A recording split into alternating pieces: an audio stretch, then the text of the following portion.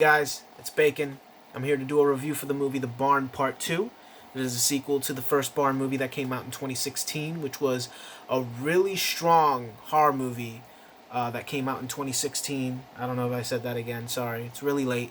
But I saw it this year, the 2016 Barn movie, and it's one of my favorite movies that I've seen this year. Short review, I give that 3.5 bacon strips out of 5. It's so much fun. And the biggest strength to that movie is its writing. The script is pretty good. There's some loose ends to that script. Like, there are some conflicts that come up in the movie that kind of just came out very loosely.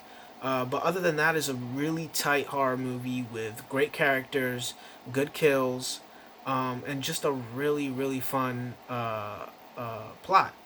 And we continue on with this movie. And what I was hoping for with this second movie, The Barn Part 2, is that it would start off with the great ending that the first one had. It just ended at this very upbeat point of the movie, and you were just ready for what was going to happen next. But unfortunately for me, the way that the movie starts is 3 years after the first one. So it kind of died down that expectation and that excitement that I had for the second movie, and focuses on one of the characters from the original one, played by Lexi Drips.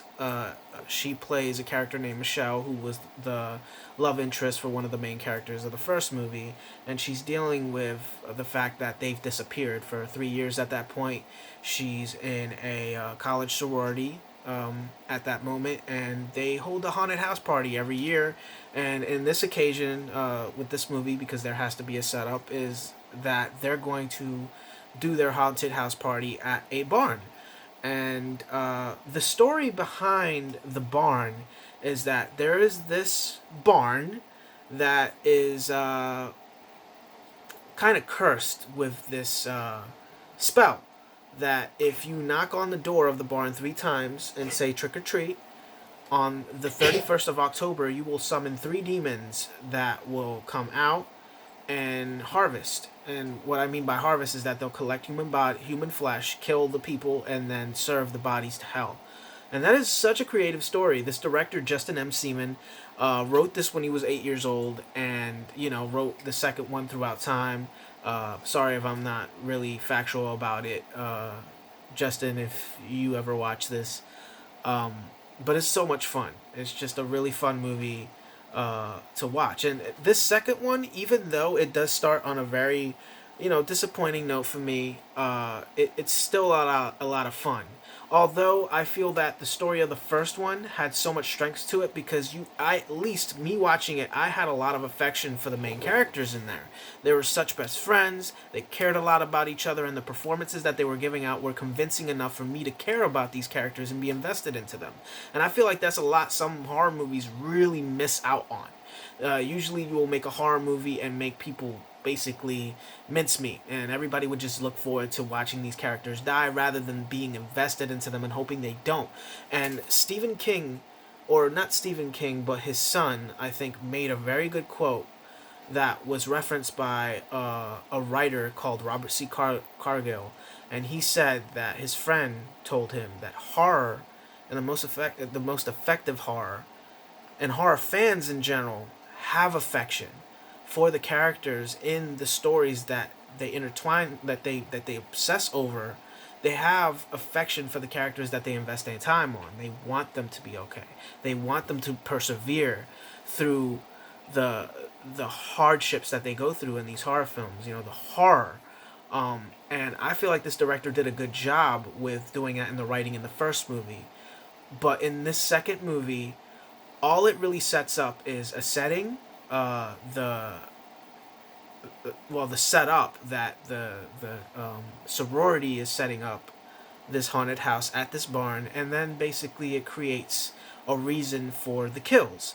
And the kills, although very creative and fun, and not only that, this movie has a lot of cameos from Doug Bradley to Lena Quigley, Joe Bob from The Last Drive-In, along with Deanna Prince, and Mr. Lobo. That's a horror host that's residing here in Pennsylvania, and I'm a big fan of him. I brought these in here just to show you guys.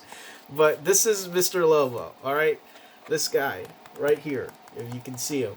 and he's incredible. He's one of my favorite uh, people that really represents the cinema going experience here in Montgomery County, and I have so much pride into watching his interpretations of these movies. It's like, it's like it's not mystery science theater or anything like that, but it is just as good as anything like mystery science theater, Joe Bob Briggs, and like Elvira. I feel like he's underrated um, uh, a horror host, and not even horror host, just movie host. And actually, my original intention was to witness him host a movie, and the movie that he happened to host was actually this movie, The Barn Part 2. This is the only reason why I've actually caught attention to this movie to begin with. But then in the process of doing that, I've come and stumbled upon this great director, Justin Seaman, and I'm just really grateful for these type of experiences that I get in movies, and it's just a fun ride to me. And this movie was a fun ride as well. But also, I could say that there were problems, and I would even say more problems that it had than in the first one. I would admit to say that I like the first one better than I like the second one, but that is not to say that this movie is completely dispendable. You know what I mean? Or expendable. Because it's still a lot of fun to be had here when it comes to the kills, the way that the cameos are utilized in this movie. Still, there's a lot of creative filming techniques along with the low budget that they had, but not to say that that's a good excuse to say why a movie's good because they didn't have budget. There was also a lot of passion in this project. You can tell that there was a lot of blood, sweat, and tears to having to do this movie. And also, I did get into a discussion with the filmmaker about certain aspects of how this movie was made, and he's mentioned in his Q&A that the pandemic came, and when the pandemic happened, a lot of people that he was shooting with, they ended up moving out from their location, so it became harder to be able to do this movie with the cast that he originally intended to shoot with. So I wonder if the pandemic actually had effect to the script of this film, and that's why I probably didn't get the movie that I was expecting at first. But maybe that's a factor, but maybe not. Maybe he wanted to divert my expectations, and somehow it worked and somehow it didn't. And that's probably the one that I'm going to lean towards to guessing is right, but who knows. Either way, I had a lot of fun watching this movie. It was really great meeting everybody that was involved into the production. Well, not everybody, but like a good amount of the important ones that had their hands most into it, and understanding the process of making a movie like this. Um, I'm going to. I'm at a struggle into saying like what I want to give this. I definitely am going to give this Fast Food, which is a three out of five.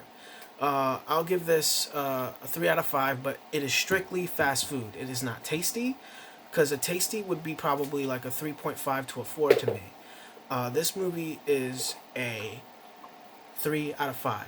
It's fast food. You go in, you get out, you get your belly full, and then you get home. Don't take too much of this because this will probably be a little bad for you. That type of thing. That's my rating scale. If people get confused, that's three bacon strips out of 5. Tasty. I'm going to actually also leave a link down below for the first Barn movie, and I'm going to give you guys an opportunity to get a look at that movie before you ever get to check this out. And I'm also going to put a link of the distribution company that's selling this movie right now on Blu-ray. They have the DVD, the Blu-ray, and then also the 2-disc special edition. They have slipcovers. They also have other movies like 1031 Part 2, The Sleeper. Go out there, support the independent horror film movements that are happening all around you. You will never know. You'll probably find a movie that you absolutely gravitate towards too, like I did with The Barn. And yeah, just put your opinions on the comments below, how you feel about movies like these. What independent movie caused you to have a sense of spark, the inspiration to do whatever it is in your life that you feel like you wanted to do. Tell me how you feel. It's Crispy. I'm out. Love you guys.